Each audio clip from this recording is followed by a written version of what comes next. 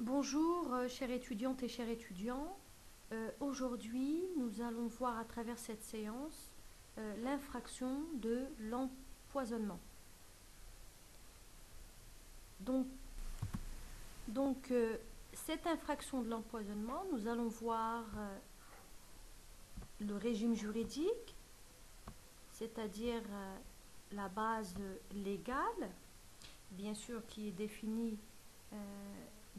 cette base légale définie dans le code pénal. Donc, ce que vous devez savoir, c'est que le législateur marocain a défini l'empoisonnement dans l'article 398 du Code pénal, qui a défini comme quoi que toute personne qui porte atteinte à la vie d'une personne, de tout individu ou d'autrui, par le fait d'ingurgiter ou donner des effets de substances, et que ces substances ont provoqué le décès de quelque manière, c'est-à-dire à travers ces substances, et soit ils ont été employés ou administrés. Donc ces substances ont provoqué un empoisonnement, et cet empoisonnement, cette infraction est punie en tant que sanction de la peine de mort. Donc, la même définition de cet empoisonnement, de cette infraction, a été définie par le législateur français à travers l'article 221, alinéa 5 du Code pénal français, comme quoi que c'est le fait d'attenter à la vie d'autrui par l'emploi ou l'administration de substances de nature à entraîner la mort. Donc, cela constitue bien évidemment un empoisonnement. Ce qu'a fait le législateur marocain à travers le code pénal, toujours, a utilisé le fait de donner la mort pour l'homicide volontaire, et le fait de causer pour l'homicide involontaire est le terme attenter dans l'infraction de l'empoisonnement. C'est pour en quelque sorte indiquer que l'empoisonnement constitue évidemment une infraction accomplie, même en cas de tentative, et ça c'est très important. D'une autre manière, ou en d'autres termes, l'empoisonnement est une tentative devenue infraction pleine et entière, et ça c'est très important. Donc on est toujours dans le régime juridique de l'empoisonnement. Cet empoisonnement est une infraction formelle qui punit l'emploi des moyens toxiques indépendamment du résultat. Donc, comme nous l'avons dit précédemment, le fait d'employer ou administrer des effets de substances. Donc, c'est l'emploi de moyens toxiques qui ont provoqué la mort de la victime. Donc, la mort de la victime n'est donc pas un élément matériel de l'infraction. L'infraction est consommée dès qu'un produit mortel a été administré, peu importe que la victime décède ou non. Et ça, c'est très important. Pourquoi le législateur marocain a aggravé la sanction de l'empoisonnement, c'est-à-dire la sanction de la peine de mort? Les causes de cette aggravation sont criminologiques et remontent à une époque où l'empoisonnement était particulièrement redouté en raison de son caractère dissimulé. Et ça, c'est une conséquence et un fait très, très néfaste, bien sûr.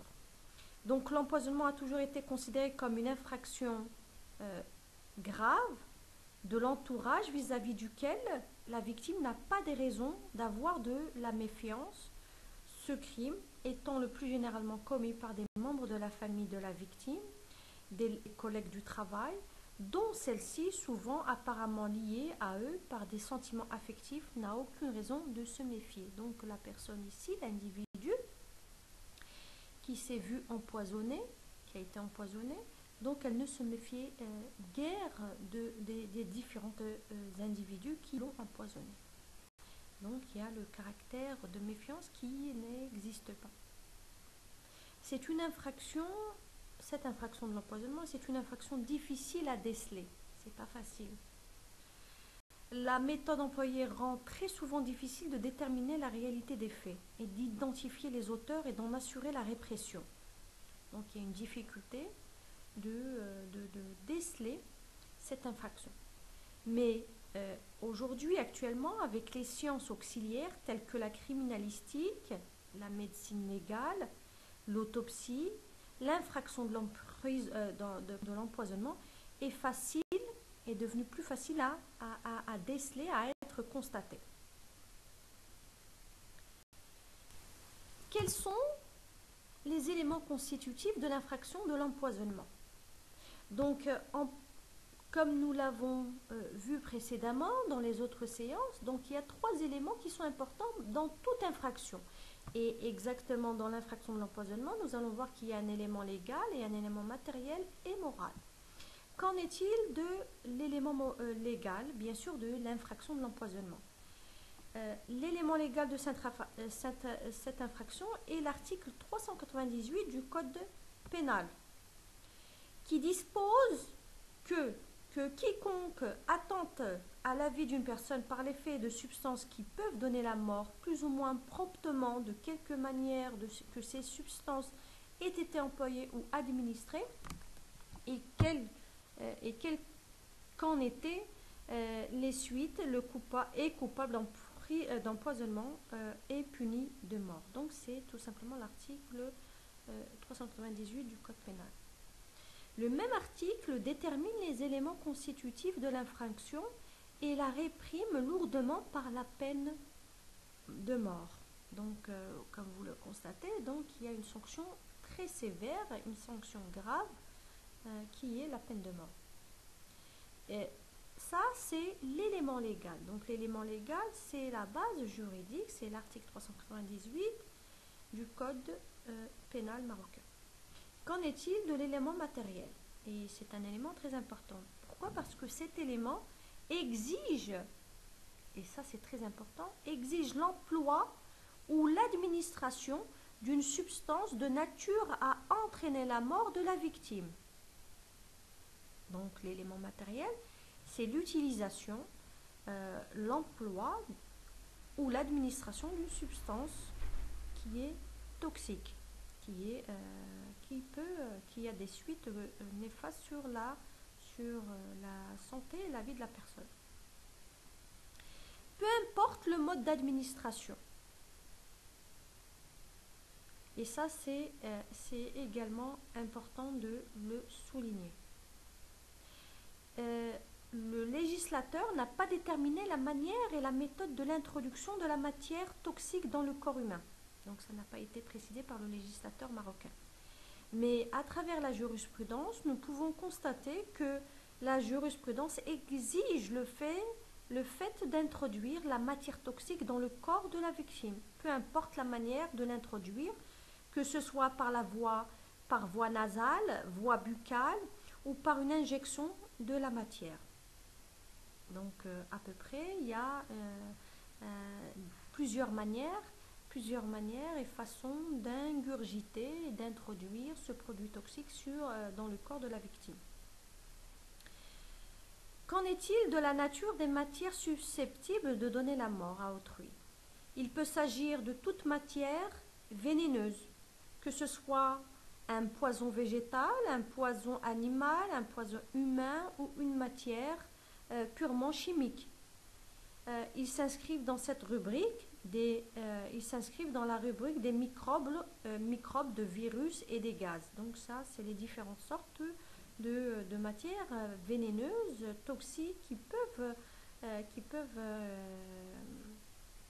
être utilisées, employées dans le cas de l'infraction de l'empoisonnement.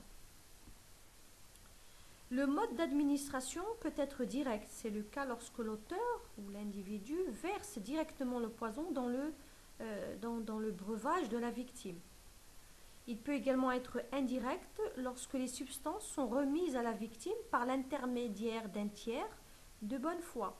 Donc ici, il y a la faute, il y a l'imprudence, il y a l'inattention, la vigilance, la personne de bonne foi peut être également être poursuivi pour l'homicide involontaire. Donc on est toujours dans le cas d'administration. L'administration doit être exercée sur la personne d'autrui et pas sur soi-même, bien sûr, parce qu'il y aura une impunité d'un empoisonnement sur soi. C'est-à-dire, ici, il s'agira plus d'un suicide, quand c'est administré personnellement à la personne elle-même. Donc on parle plus de suicide. Et particulièrement sur un être humain qui n'est pas un animal, bien sûr. De plus, ces substances doivent viser une personne vivante. D'accord? Donc l'existence vitale est très importante. Sinon, on sera face à l'infraction impossible. Et ça, c'est un autre sujet. Pour ce qui est du consentement de la victime, elle n'est pas prise en compte. Parce que dans ce cas, nous parlerons plus d'euthanasie.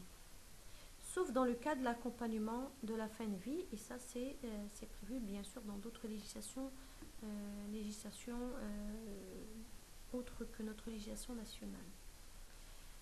Donc, il n'y a pas d'empoisonnement possible que si les substances sont de nature à donner la mort de façon objective, toxicologique et aussi en fonction de la victime. Ce qui compte, et ça c'est très important, c'est que cette substance ait été de nature à causer la mort de la victime. Ici, le critère du crime d'empoisonnement, c'est le caractère mortel. Et peu importe que l'individu en ait échappé.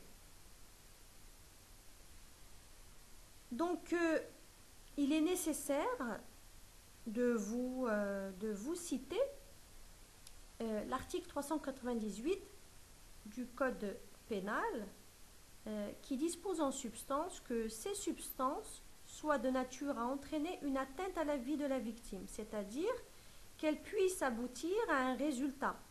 Donc le produit doit être objectivement mortifère, c'est-à-dire les produits doivent donner la mort. Et ça, c'est le décès de la personne, de la victime. Ou bien, selon le professeur Comté, intrinsèquement nocif, c'est-à-dire le produit. Donc, le crime d'empoisonnement n'exige pas que la victime soit décédée de suite de l'administration dont elle a fait l'objet. Et c'est tout simplement, d'après l'article 398 du Code pénal marocain, le fait d'attenter à la vie d'autrui par l'emploi de substances de nature à donner la mort constitue un empoisonnement. Donc, il n'exige pas la mort. Ce qui est puni, c'est le simple acte de donner des substances de nature à donner la mort. Donc, c'est juste l'acte. Et l'infraction, elle est consommée pleinement par l'acte d'administration. Et ça, c'est des précisions qui sont importantes de retenir. Après avoir vu l'élément matériel, nous passons directement à l'élément moral. L'élément moral, il est acquis. Il est acquis lorsque cette infraction, elle est intentionnelle, au sens où il est impératif que l'auteur ait agi volontairement. Donc ici, il y a toujours l'élément de la volonté ferme, la volonté lucide de la part de l'individu, c'est-à-dire tout simplement qu'il est en connaissance du caractère mortel des substances qu'il a administrées à la victime. Donc il sait très bien, l'individu est conscient et il sait très bien que les produits qu'il va administrer à la personne victime, que ces produits vont lui provoquer la mort de cette personne. Donc, la doctrine constate le caractère formel du crime d'empoisonnement et on a conclu que l'élément intentionnel de ce crime ne se suffisait du caractère volontaire du comportement sans exiger que l'auteur ait en plus voulu la mort de la victime par son geste. Et c'est selon le professeur Maillot. Il est à noter, et c'est une chose très importante également à retenir, que la connaissance de la nature mortelle de la substance est très déterminante pour la qualification de l'infraction. Pourquoi? Parce que si la personne ignorait le caractère mortifère de la substance, il ne peut pas y avoir empoisonnement. Donc après avoir vu les différents éléments constitutifs de l'infraction, de l'empoisonnement, nous allons passer par la conséquence. La conséquence, donc quand il y a la réunion de ces différents éléments, 3 éléments importants qui constituent l'infraction de l'empoisonnement, nous parlons de la conséquence qui est la sanction. Donc on parle de la sanction de l'empoisonnement. Comme nous l'avons vu, donc il s'agit bel et bien d'une infraction grave, et donc l'empoisonnement a été une infraction très redoutée et très gravement punie. Donc ça a été puni déjà dans le code pénal de 1810, qu'il l'avait déjà puni pour la peine de mort. Pourquoi? Parce qu'il s'agit d'une infraction facile à commettre et particulièrement déloyale et lâche. Pourquoi? Parce qu'il y a sans engagement physique de l'auteur. Donc la peine, c'est tout simplement la peine de mort, la peine de mort que nous avons citée précédemment.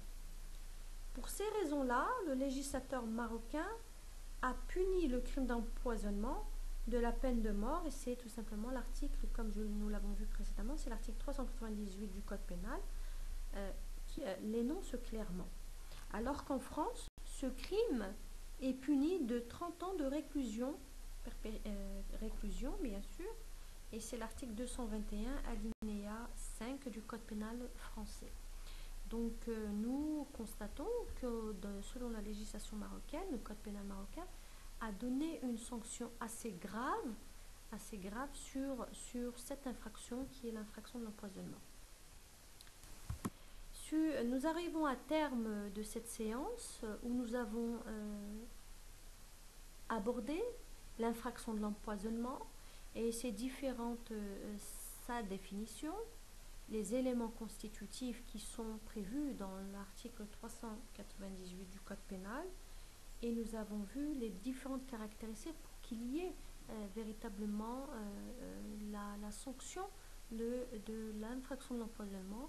Et à travers cette infraction, nous avons vu qu'il y a une peine grave, une sanction lourde de la part du législateur marocain, qui est tout simplement une sanction de la peine de mort. Donc à ce stade, je vous remercie de votre attention. Je vous souhaite bon courage et à la séance prochaine.